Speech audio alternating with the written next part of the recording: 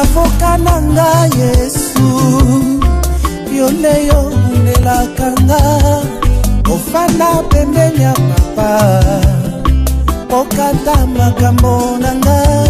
Mina titre na biso bolingo na ba église locale parce que awa tolobelaka plus ba église locale. Et maintenant lelo na kati ya bolingo ngo kaka parce que ça enseignement mo toza na mona kati église hein na église na biso ya basantu ya mboka ya colonne.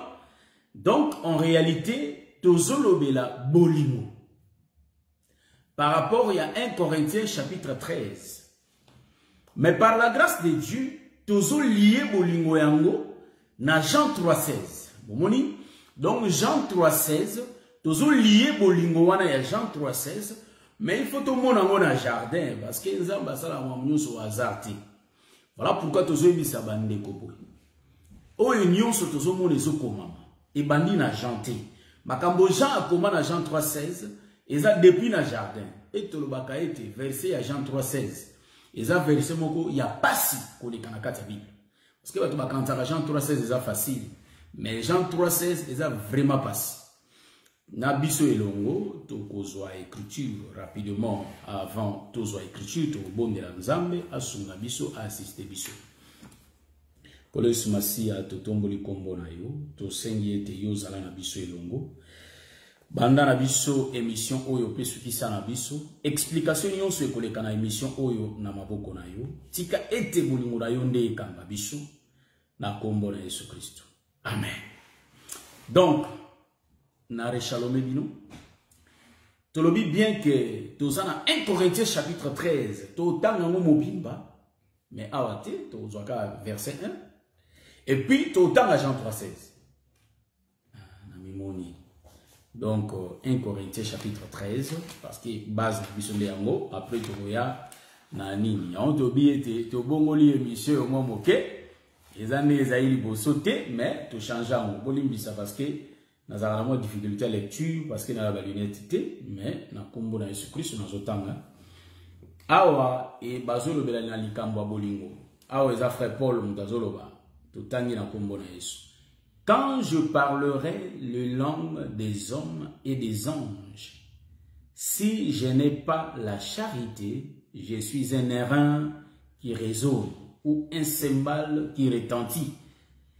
Et quand j'aurai les dons des prophéties, la science de tous les mystères et toute la connaissance, quand j'aurai même toute la foi jusqu'à transporter les montagnes, si je n'ai pas la charité, je ne suis rien. Toujours Mokanda 1 Corinthiens, pardon, toujours Mokanda Jean, chapitre 3, le verset 16. Jean, chapitre 3, le verset 16. Batolingala, je crois, par la grâce de Dieu, Awandeto Monana, Nazotombola Ponomona Bandeko. Je salue ma sœur Kelly Pichuna Yankolo, Zamba Pambolayo. Aujourd'hui, Jean 3, 16. Donc, Jean chapitre 3, le verset 16. Balobi boy na Bibli, hein. Bibli est zolo baboy. Balobi, car Dieu a tant aimé le monde qu'il a donné son Fils unique, afin que quiconque croit en lui ne périsse point, mais qu'il ait la vie éternelle. Bon, tu répéter d'abord songe. 1 Corinthiens 13 eza balistrade o de Tchewa. Awa totangi mokanda oyo. Mais faut tout mona mona jardin et culture totangi. Elingi koloba boy. Nzambe alobaka kaka mbala moko te. Nzambe alobaka mbala ebele na kati ya makomi na ye. Donc la bonté de Dieu, que le Seigneur vous bénisse. Je salue mon bien-aimé Gisèle Bineta, que le Seigneur vous bénisse. Donc, Zamba alobaka mbalebele na kati ya makomi na ye, alobaka mbala moko te. Tozo expliquer Jean chapitre 1, 3, le verset 16. Mena bilanga, na jardin d'Eden. Sikoyo awa. Balobi, na boye ete nzambe alingaki mokili mingi. Bomoni, enseignement na lingaka. Nzambe alingaki mokili mingi. Maintenant, lokola nzambe alingaki mokili mingi, ye atindi mwana na ye. Po ete moto oyo akondimela ye akufa te kasi aswa bomoi na seko. Ah, tozolakisa. Verset oyo ezaka verset mo passe. Car Dieu a tant aimé le monde. Bon, mukili nini o nzamba lingaki. Question na biso ya mwana. Parce que tozo tombola ba écriture mususu.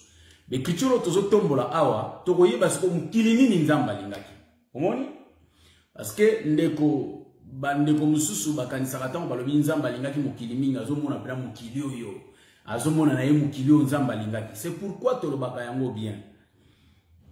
Et ça, madame, côtoyer l'église, ça c'est vraiment une bonne chose.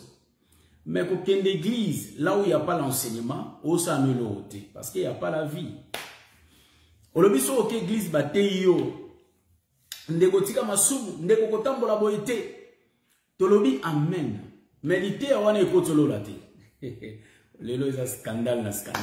L'ité a wana ekokoti sa olo la te. Pourquoi n'a pas expliqué mon péché na création à Adam que au côté de l'eau parce que mouton au côté de l'eau la face à la bonne so ça bon moito au côté de l'eau ok l'église ndeko faut autant la boyer il faut oser la boyer tolobi amen mais l'été on a au monde on zambete hein je suis c'est ezangati biso lo barabilo ko moko o eza on scandale o eningi sakabato mais la vérité. Yango ba kota ke église nyonso te. Israël ayebaki ke akoki kolia biloko nyonso te. Soka le biloko muso akoko bela libumu. Hein? Ba kolokente sauvage et belisaka libumu. C'est pourquoi Israël azako ponelo ka kolia. Comprendre? Israël alia te. Or biloko ya kolia, nous parlons de l'enseignement. C'est ça le vin. Et ça devine au babenga ka enseignement. Est-ce que vous voyez ça? Donc le vin, c'est l'enseignement. Voilà pourquoi, je salue mon bien-aimé Paiser Viocolo, zélote, que le Seigneur vous bénisse, le ministre, tous les ministres, que le Seigneur vous bénisse. Donc, Jean 3,16, ménage jardin. Tout ça, on a un Corinthiens chapitre 13, tout temps des Écritures. Car Dieu a tant aimé le monde. Netolobi, awanzamba lingaki mukili. Mukili nini? Esaïe azoyebisa biso. Nzambe akoki ko se contredire te. Vous comprendre pour français linga na ngwe sangana na ba français. Ne zala moi passe. Donc Nzambe akoki ko se contredire te. Parce que nyonso ndenge comment molimo ni muté arranger ba Bible nyonso yango ba lobi bo tala ba bikanda Nzambe akoki ko se contredire te. Mais c'est que Jean chapitre 3 verset 16 ayebisi biso Nzamba lingi mokili mingi. Yango azimwana na ye apesi na mokili. Omoni? Alobi moto nyonso akondima ye akobika. Ah, mais biso siko to mituna est-ce que moto nyonso ondima mona Nzamba? Parce que lelo ba ka kote ya biso ndeko ndimela Yesu. Nzamba lingaki bato nyonso. Biso to ekoloba boye. Nzambe aloba alingi moto nyonso te. Lelo to yebisi bato ke. Nzamba lingaki na ye moto nyonso te. Soki to tali ne bandeli to ye to kolakisa ba place Nzamba lingaki ne bato nyonso te. Est-ce que vous moni yango? Donc tango apesi mwana na ye bato nyonso te. Est-ce que vous l'entendez bien? Awa to lito lakisa mokili. Nazui d'abord, il y a moi difficulté pour n'attendre mingi pour Nzamba lunette te. Hein? Nazui d'abord mokanda ya Esaïe chapitre 34. Hein, potoloba ete Nzamba koko se contredire te. Mais biso tango to tangi to moni ba contradiction. Siko to yeba pourquoi? Hein, omoni Esaïe chapitre 34. Hein, Esaïe bo supporter nga vraiment pour na miso hein. Na bosa inde na moni pour na telema mbulu na bosa ko tshaba lide. Balobi bo.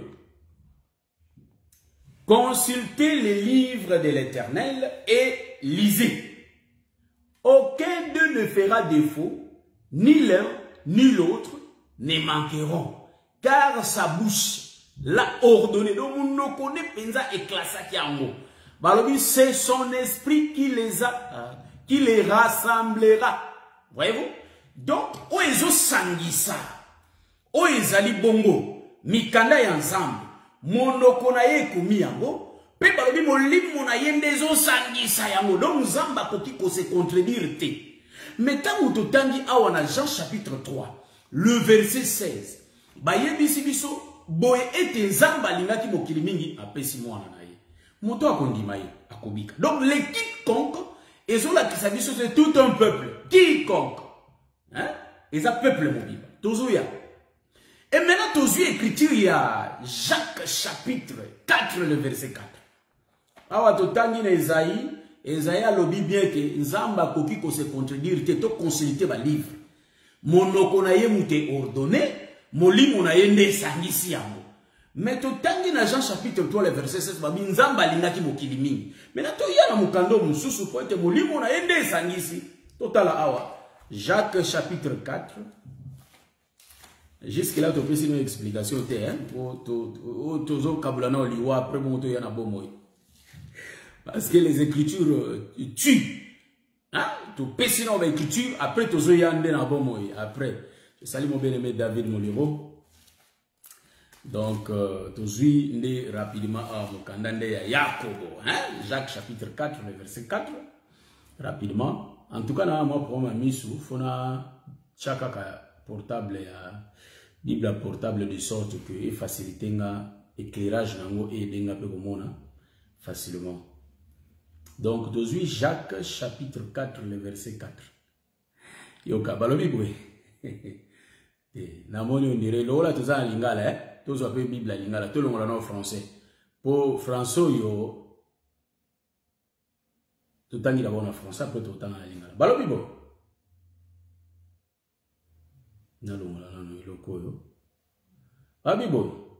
Adultère que vous êtes, ne savez-vous pas que l'amour du monde est inimitié contre Dieu? C'est lui donc qui veut être ami du monde sera ennemi de Dieu. Bon, awande hein, bolandiamo bien. Adultère que vous êtes, ne savez-vous pas que l'amour du monde est inimitié contre Dieu? C'est lui donc qui veut être ami du monde sera ennemi de Dieu. Voyez? Donc, on a vu la Bible la lingala pour to mekako yo kango. C'est pas bien de se maraminia. Hein? Bible la lingala. Bon, c'est porté dans la Bible la lingala ndeko. Donc, lingala, nazui. Bon, balobi za Jacques. Hein? Ande, bo si porté nga mwandambo pour na luka Jacques na lingala siko. Nani yako. Jacques. Ah, Jacques. Ok, bon. Voilà. Balobibo. Bosundoli. Bon, tu vas dire on a 3. Ah, ils ont donné 3. Balobibo. Ata bosengi yango na nzambe bokozwa kate po bozali kosenga na makanisi mabe. Pambate bolinga kaka kobebisa bomengo nyonso pona biso. Ah, te. Jacques 4 babi. Bosundoli nzambe bokomi lokola basi baboyi libala. Boyebit donc na lingala balobi bosundoli nzambe bokomi lokola basi baboyi libala. Boyebite te kolinga makambo ya mokili oyo ezali koyina nzambe. Moto alingaka makambo ya mokili akomi monguna ya nzambe. Bon. Awa ba interpréter biso babi moto alingaka makambo ya mokili. Voyez? Awa balobi oaza ami du monde. Voyez?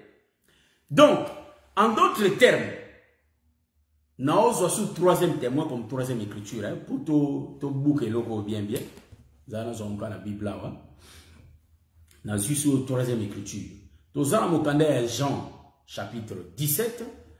Jean chapitre 17. Tout autant la trois écritures, frère. Trois écritures. Jean chapitre 17. Alors, la prière sacerdotale. On connaît ce matin à Sambela. Jean chapitre 17. Donc, supportez-moi. Jean chapitre 17. Vous supportez vraiment quoi qui na Jean 3 à la place à Jean 17. Balobi boy. Je vais prendre le verset 9. C'est pour eux que je prie. Je ne prie pas pour le monde, mais pour ce que tu m'as donné, parce qu'ils sont à toi. Voyez-vous? Jésus a dit, je ne prie pas pour le monde. Je ne suis plus dans le monde et ils sont dans le monde. Et je vais à toi. Père Saint, garde en ton nom ce que tu m'as donné afin qu'ils soient un comme nous. Donc, en réalité, Jésus a sambela pour nabaye poli. Alors, je ne prie pas pour le monde, mais je prie pour eux. Vous l'en dites bien. Na sambela pour na mokilité, mais na sambela pour na bango. Vous l'en dites pour nabaye poli. Alors, Jacques a dit, moto ya zozala na bolingo mokili, to makambo mokili, to moto aza moninga ya mokili oyo, akomi ennemi ya Nzambe.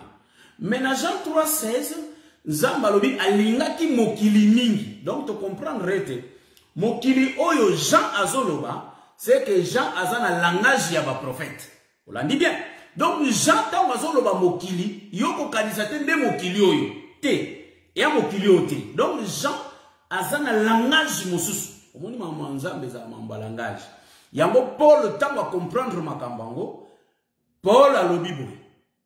Alobi makomi ebomaka. Mais oye pesaka bomo ezande molimo kati na makomi. Omoni na lina expliquer makomi ebomaka yani. Tango azoloba makomi ebomaka parce que Nzambe en réalité aloba en parabole. Vous entendez bien? Aloba na masese. Or lisese. Pour vous comprendre yango et c'est nga il faut ba interpréter. To ba limbola yango. Nde to comprendre boyeke. Soki Nzambe alobi yo sosolite obikite. Po obika il faut ososola makambo Nzambe alobi. Bolandinga bien. Donc awa tomoni que vous excusez que mokili oyo Nzamba zoloba eza mokili oyo tozo vivre awa yango te parce que Jacques a contredit yango alobi ete o alingi mokili comme ennemi ya Nzamba. Toye na mokanda ya Jean 17 Yesu asali prière alobi boy nazo répéter alobi na sambeli pona mokili te mais na osambela pona bango o pesinga. Alobi baza na mokili mais baza ya mokili te. Olandi bien? Donc mokili ndeko hein toza na 2 points. Mokili eza oyo te et en plus Nzambe alingaki bato nyonso te. Nzambe alingaki na ye bato nyonso te. Voilà pourquoi apesaki mwana na ye. Oyo akondima. Donc tout le monde te akondima. Donc même muto akondima nde ya obika. Toke na jardin to kende ko expliquer makambo kuna na jardin côté makambo ebandelaki. Langage oyo balobi awa na Jean chapitre 3 le verset 16. Tozonga na ngona kati ya jardin kuna to meka komona clair bolingo. Nde nani bolingo nde nini pourquoi Nzamba zolo makambo abaki toza to pesa enseignement na lingala mais to rendre l'enseignement plus facile. C'est pas comme les samedis ba virgule ba tournir ba kokota te awa toza trop clair c'est tout ba maman na biso ba koli ba komba koko tango ba Hollanda ba sosola penza bien. Donc to moni awa moni mo Nzambe et se contredisaka te mais biso moni mo ba contradiction. Eza nango contradiction te, eza nde ba langage. Yango ba o bazolanda langage ba okufa. Pourquoi? Parce que Nzambe pa ya ba prophète alobaki na ya en parabole. Donc Jean ta mazoloba azaka lokola prophète. Donc ta mazoloba Nzambe alingaki mokili mingi te. Po mona makambo fozonga na jardin. O mona bolingo Nzambe zonga na jardin et puis to simba quelques écritures à Genèse kuna nde to mona bolingo ngo. Pona pesa écriture ngo ke Nzambe alobaki na ya en parabole. Na pesa quelques écritures hein. Parce que Dieu nous a parlé en parabole. Voilà, je vais chercher quelques écritures. Au moins, il y a en parabole. Donc, c'est aux explications de c'est très très compliqué le langage en Zambé. Aujourd'hui, Ézéchiel chapitre 21, le verset 5. Ézéchiel chapitre 21, le verset 5. Tangi dans nos paraboles en Zambé, tout confirmé ma cambo to soloba. En Zamba lo baga en parabole. Donc, au baké église, balobi ndeko ndimela Yesu. Ndeko ndeko linga muninga na yo ndeko okozwa bomo ndeko lite ya wana ekotolo late ezanga ite bible ngate nyoso ya Moïse akotolo late Moïse akokotisa na yo lo late Moïse akotolo late na linga explica debilo va expliquer avant tout tanga parabole yoga Moïse akotolo late yango Moïse aza les physiques, les matériels. C'est pourquoi on a même temple. Matérialiser ça c'est Moïse. Mais temple avant, ezalaki spirituel. Temple qui na vision, temple ezalaki spirituel. Mais bien après, tant que na mabele, matérialisant. Moïse, c'est le physique. Tala na expliqué que Moïse a fait sa bonne moïté. Tant Nzambe abandi ko sala Adam. Beaucoup remarqué que Nzambe tant wazo sala Adam a utilisé qui misapi na église. Abandi ko kela Adam. Or les 10 ya misapi ezalaka la loi. Mobeko nde zo sala Adam. Voyez-vous? Et donc ça la biso e kande mobeko ezo sala Adam est formé maboko est formé Adam et pesi Adam forme. C'est la loi. Mais Adam zui momoité. Omonyango mobeko et sali na misapi 10 les 10 commandements, mais en réalité mutasui momoité azaka ya kolala wana. Voilà pourquoi te lobi bo. Bateyo nekotika masumu eza malamu. Mais na émission information la police peut azala motei. Hein? Donc nekotika masumu esali yoto koma motei. Motei bongote. Motei atea kama bomba mi ensemble parce que nzamba bomba mi na kata makomi na ye. Moni motei akoya ko so makomi e bomba mi abandiko fongola yango po biso to comprendre yango to so bombo. Motei solo Yesu Kristo azalaki omona fongoli baye ko li esprit po ba sosola makomi. Donc mutu soka sosoli makomi nda biki. Olandi yango na lobi Moïse akobiki saote. Alobi tika masumu, tika koiba. To lobi amen. Même la police so ke iba ba okanga yo. La police peut monter, on est à Moïse. Donc, tant qu'on a masali moutazaki kaka ya kolala, mais remarquez, il faut deuxième prophète aya, parce que nzambe tant qu'on sala moutou, azalaka image ya Moïse, où ils ont formé les serpents des reins. Voyez-vous? Maintenant, il faut moussali ya mibalaya. Donc, tant qu'on a masala moutou, nous comprenons que c'est le matin. Ils ont na tongo, donc ils ont Moïse, sacerdoce ya Moïse. Sacerdoce mosaïque de salam. C'est que Adam a dit que azubo moïté. Pourquoi na lobi? Parce que Paul a zoé bisabiso na mokanda romain. Alobi était na eske. Alobi na lingaki ko yebate ke eloko boeza lisumu soki mobeko ezala kité. Omoni? Donc soki na yebi mobeko ezali na nzela ya soki na yebi lisumu pardon, ezali na nzela ya mobeko. Est-ce que tout le monde est dit sous Romains chapitre 7. Voyez-vous? Donc, tout le monde était, mon bec on était, voilà pourquoi mon bec on a jardin, pourquoi on peut savoir mon été. Mon bec, il y a les 10 doigts de Dieu qui forma Adam. Et puis si Adam forme. Mais il y a un peu savoir le Dieu se manifeste en Moïse, le Dieu lui-même se manifeste en Jésus. Moni? Écriture est biso noir sur blanc. Nzamba zolo baboy. Ngamoko na kiti na Israël pour la bimisa peuple nanga. Donc to moni que Dieu était dans Moïse. Et puis to moni Nzambe aza kati na Jésus. Jésus dit que c'est lui qui m'a vu à vie le Père. Voyez-vous? Donc Dieu était dans lui. Parce que c'est lui qui est le Christ. Alléluia. Donc to komona awa c'est Dieu lui-même mais il travaille le matin et il va travailler le soir. Remarquez. Yemogonza. Asali Adam et Sili. Maintenant, deuxième serviteur qui vient le soir, aïe pour a souffler na katia banarimi Adam. Voyez-vous? Tant voyez qu'on souffle, c'est ça la grâce, frère, ma soeur. La grâce qui vient d'en haut, qui donne la vie. Vous voyez la révélation? C'est ça la prophétie qui est la révélation. Où est-ce que donc, tout le monde était Moïse, tant sangani na Jésus. Ne Adam la mouki. Est-ce que vous l'avez dit? Mais ce qui va téléo quand Moïse a bamba, obikati. Voyez-vous? C'est pourquoi Jésus t'a envoyé. Lui qui est le souffle, t'a envoyé. Alors bien, je ne suis pas venu abolir la loi. T'es n'est pas supprimer mon bécoté. Sinon, t'es descend en agneau sur Adam ou va former dans ma belé. Ce qui n'a l'ongoli on va t'en aboire qui mon pépé. Mouta obikati. C'est pourquoi la Bible dit à la loi et au témoignage. Si on ne parle pas ainsi, il n'y aura pas l'aurore. Donc, pour que l'homme soit vivant, pour que l'âme de l'homme soit vivante, il faut l'enseignement du ciel qui est la grâce. Voyez-vous? Donc, quand Dieu souffle dans Adam, c'est alors que Adam devient une âme vivante. Donc, Jésus qui vient compléter la loi. Voyez-vous? Il vient compléter la loi. Voyez-vous? Donc, Tozana, décor, tout matériel au basali Adam, peut-être que na souffle de Adam la mouche. La loi est sali Adam, mais le souffle donc, voyez-vous? Donc, c'est ça l'évangile. Voyez? Donc, Mobeko, ils ont pratique, au Moïse a ça la pratique. Hein? Il y a un baloba qui ata osana liloba, mais pratique est très important. La loi seule ne sauve pas, mais en réalité, c'est la grâce et la loi qui sauvent l'homme. Ouais?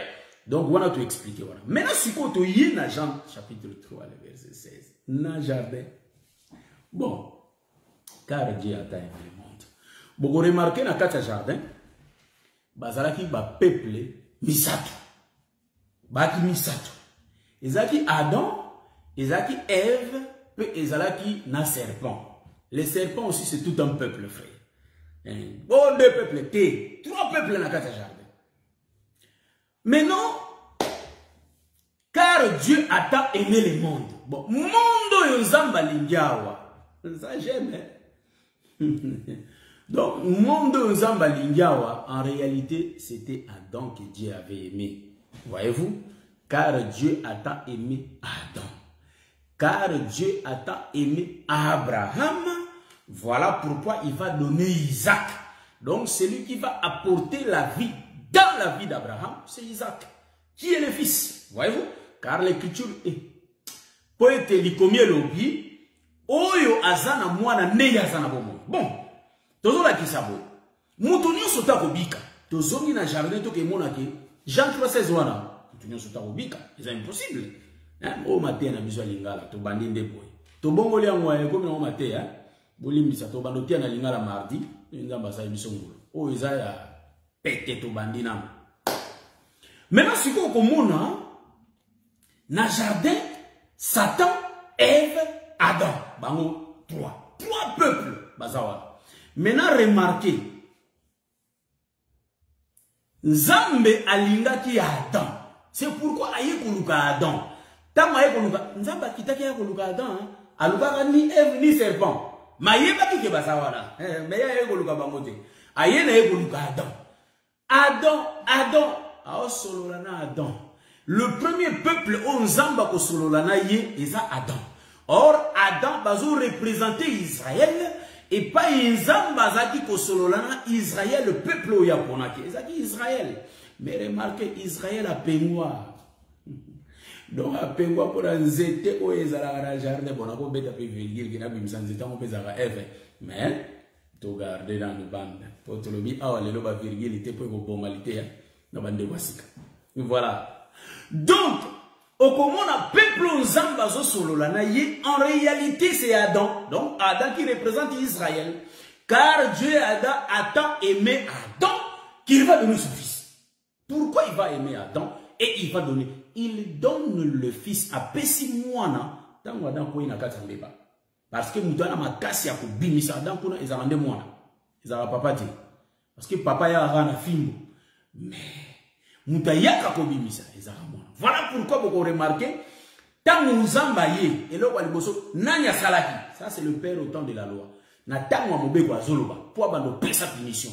Mais moi, na foi yako ayako bikisa Adam. Mais remarquez une chose. Na trois peuples au bazaki na kata jardin, on remarqué trois peuples. Donc Adam, Ève et Satan. Tozo misangunyo son na 1 Corinthiens chapitre 13. Bon, mon place où on a et vendre ce que font la vision sur bien. Remarquez,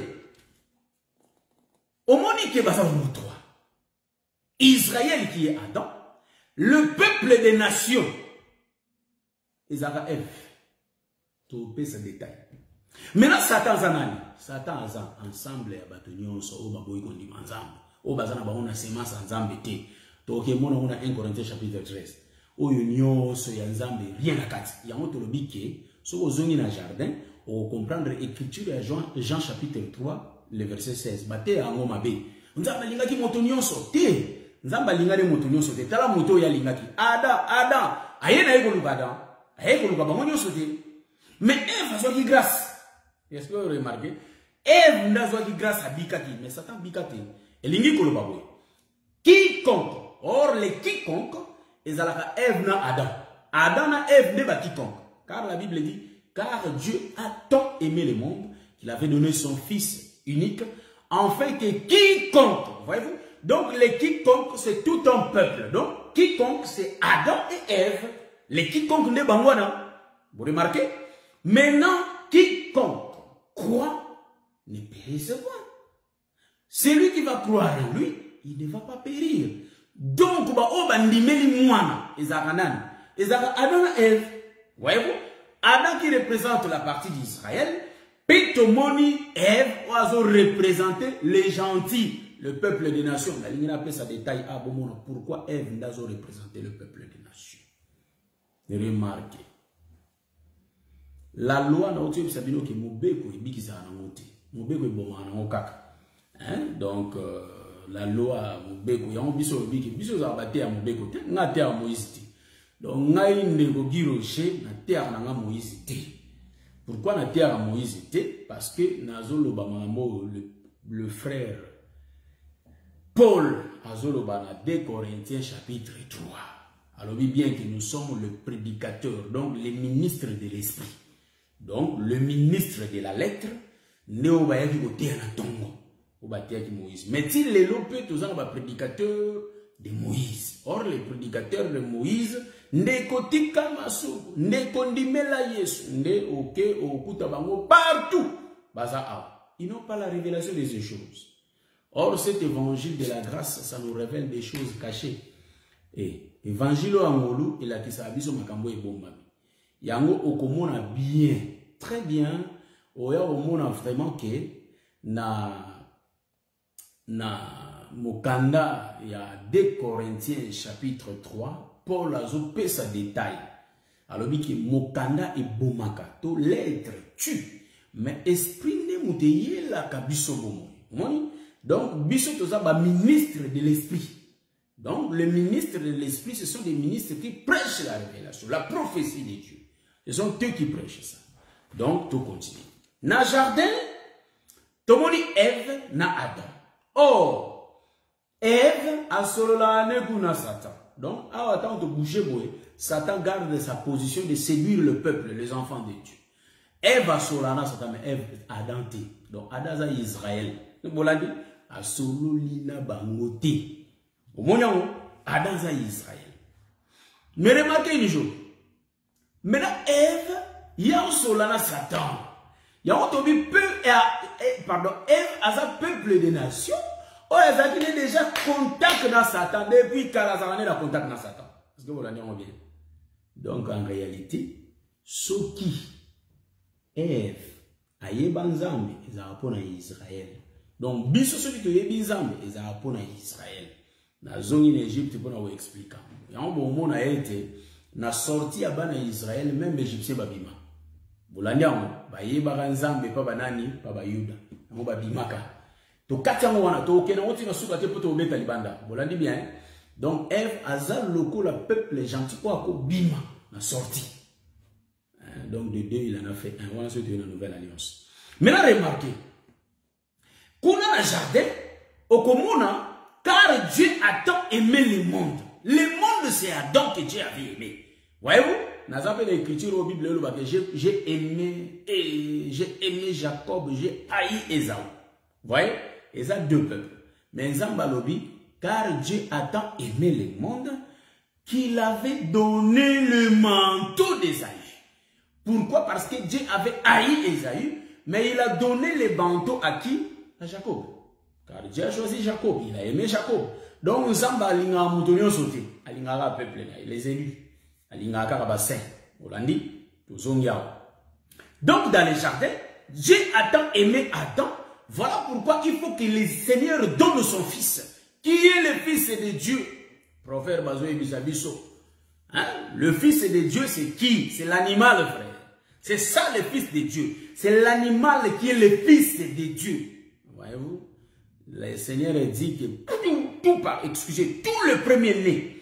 Bana nyonso ya kobotama ya liboso ya yambo. Donc bana nyonso ya yambo, to bana liboso bazaka ya nzambe. Alobi ata ya mutu ata ya nyama. Ata ya nzambe. Bolandi. Donc, awa bokoya ko remarquer, Adam a quoi na lisum. Ma quoi na lisum ndeni parce que Eve n'ta quoi c'est na lisum. Bon, awa na doctrine ta on a lo banana boy. Na pumboite ko Adam sum bana été. Mais na pumboite Paul mtawa yibisabison. Na pumboite na zana na se. Adam a solo la nation. A quoi na lisum. Ya ngo mona na tangu pe ya prophète Samuel. Israël a un exemple à la nation. Tala kutu bango to lingi pe mokonzi lokola bato wana misusu. Omoni azo imité makambo na même automatiquement nzamba obike ba rejeter yote. Donc Samuel amoni ba rejeter. En d'autres termes, ba ndimi yete. Ba ondi mana bango ba nzambe wana mususu. Waevu balingi pe baza na roi ya mutu. Or le roi va vous tuer à obara bana bino onyoko la bango bango bandimi. Tozongi na jardin. Pour dire quoi? Car Dieu a tant aimé Adam, c'est pourquoi il avait donné l'animal.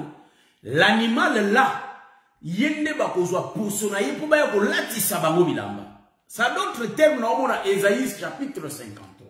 Que brebis yango o azokende na boucherie, oyo bakolongola ye poso. Ezalaka nde nyama o babengi brebis, yango nyama oyo baboma na jardin. Or nyama oyo baboma na jardin, nous comprenons que ezalinde oyo prophète Salomon azoloba que ba brebis balati sakabiso bilamba. Donc en d'autres termes, bolumbu ya Adam et Ève et akande lisumu. Pourquoi? Parce que baliaka nzete. Donc en d'autres termes, kolia nzete. Celui qui ne mangera pas mon corps et ne boira pas mon sang. En d'autres termes, banimela ki nzete ya mobeko. Mobeko nde talisi bango ete boyebi teke lokola boyebi lisumu bozakande bolumbu. Mais il faut que moto na ngolua yane lamba. Munyango yango te lobi ete tango ba okoma bolumbu. En d'autres termes, c'est la formation d'Adam. Donc Adam salami. Mais il faut souffler ya pour babika. En d'autres termes, il faut elamba eya. Mais elamba yango nani? Brebis. Bon, je vais te expliquer. Moïse dans Exode chapitre 12. Tant que vous avez bango, bozwa. Moi n'empate, tout bozwa bouk. Vous l'avez bien. Ton tabaya mobali, hein? Bon. C'est quoi?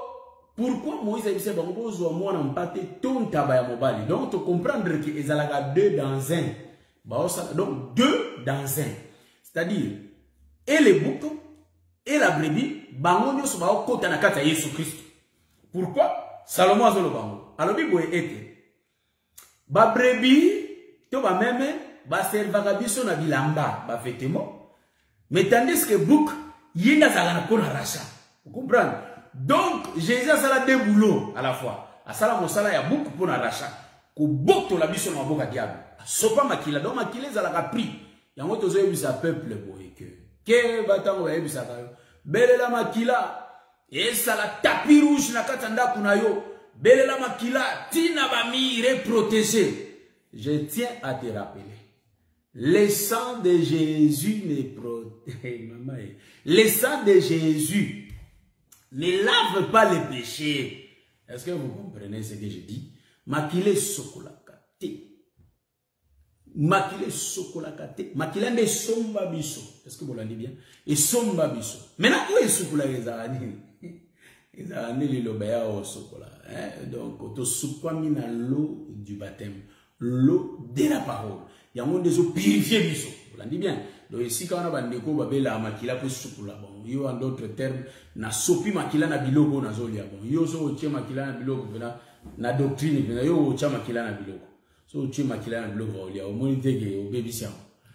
Mais en d'autres termes, nous disons que le sang de Jésus nous a racheté, le sang nous a acheté. Donc, en d'autres termes, il a pris, il y a rançon,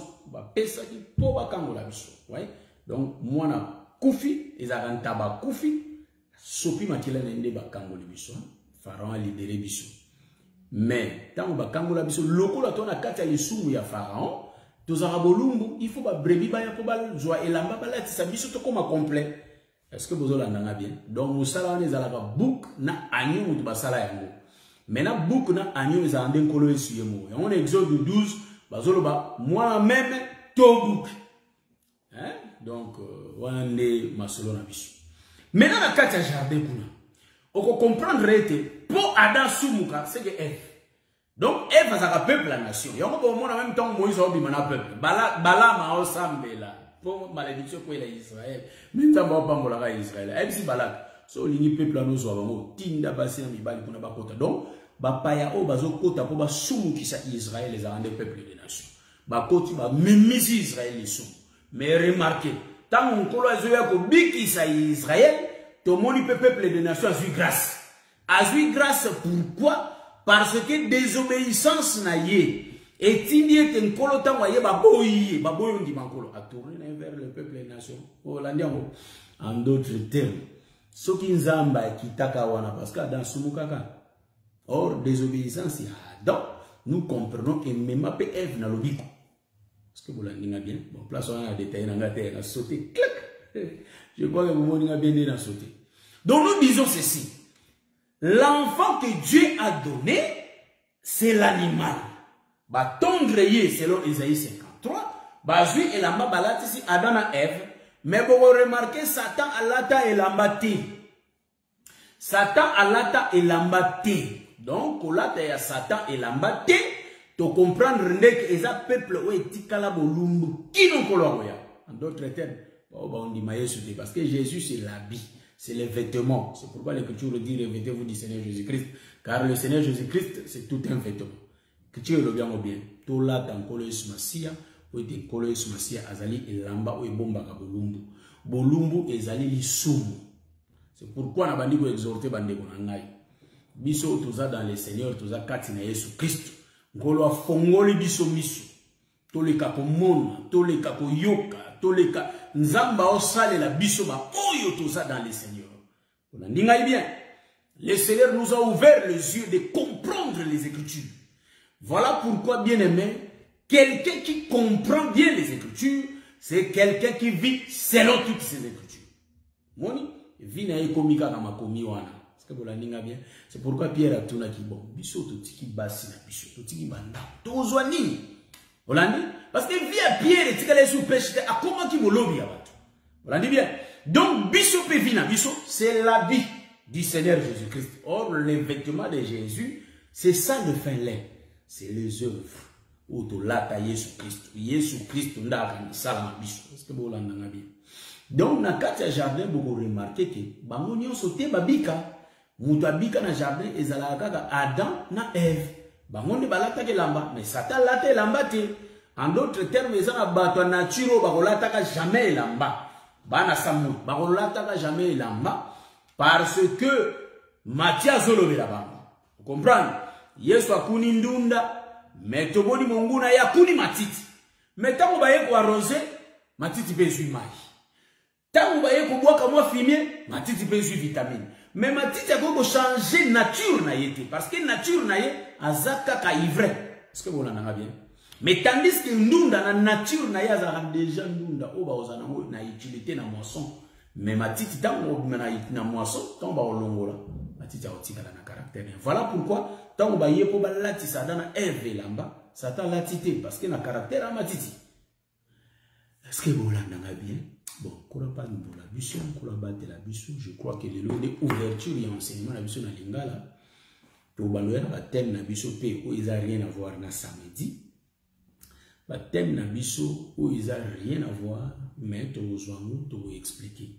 Na bundani ende na teibo, ndama pambola biso, na bundani pour na beti ba virgule te bien te ngaso na obeta virgule ndena sepelaka.